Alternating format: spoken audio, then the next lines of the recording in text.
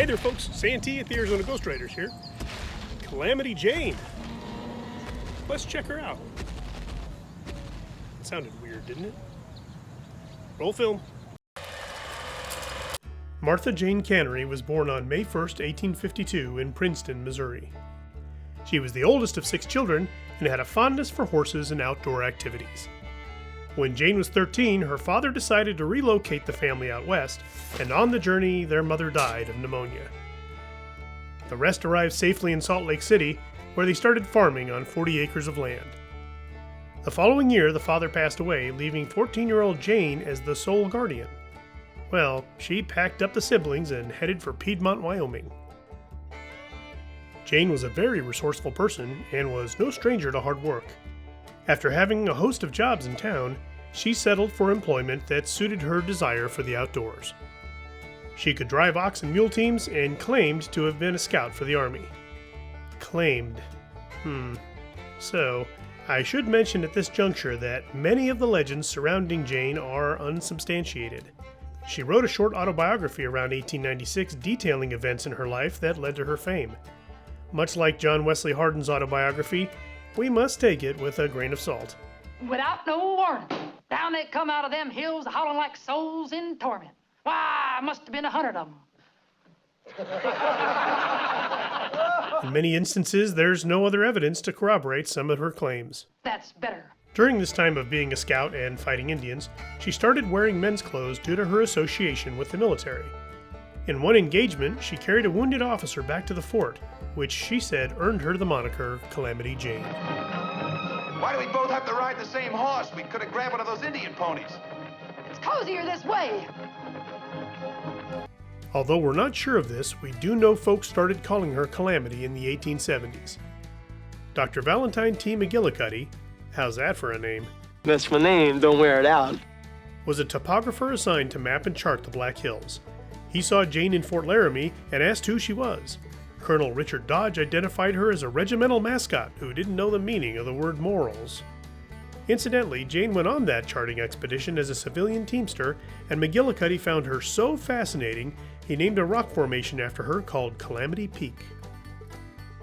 An interesting note, there was more than one Calamity Jane in the West. Is that a fact? That's a fact. Martha Young, Annie Fillmore, and Mattie Hamilton were also wild women who bore that moniker. By July of 1876, she was back in Fort Laramie and joined a wagon train bound for Deadwood, South Dakota.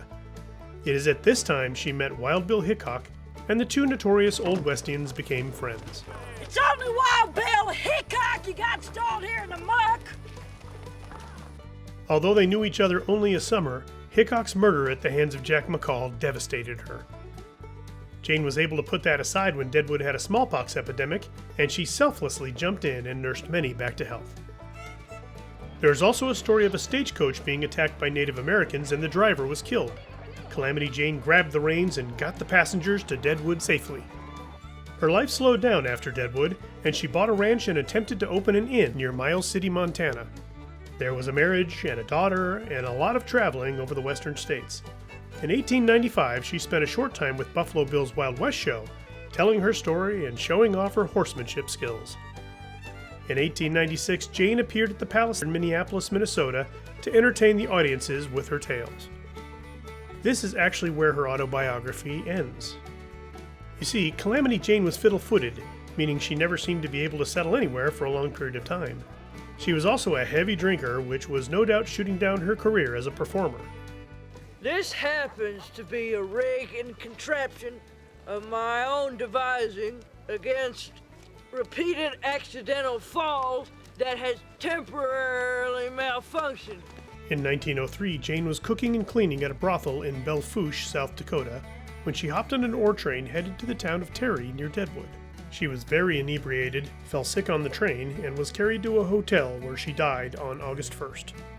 Calamity Jane was buried next to her friend Wild Bill Hickok in Mount Moriah Cemetery in Deadwood. Anybody make a move and I'll fill him full of lead. Well, my name ain't Calamity Jane. Whether all the stories are true or not, Martha Jane Cannery remains one of the most colorful Old West characters.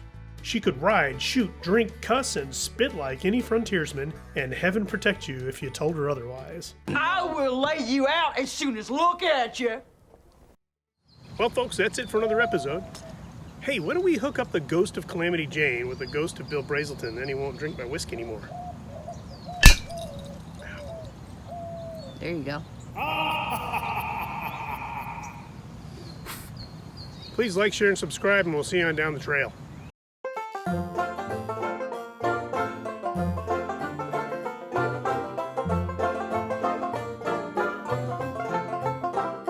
And we'll see you on down the trail.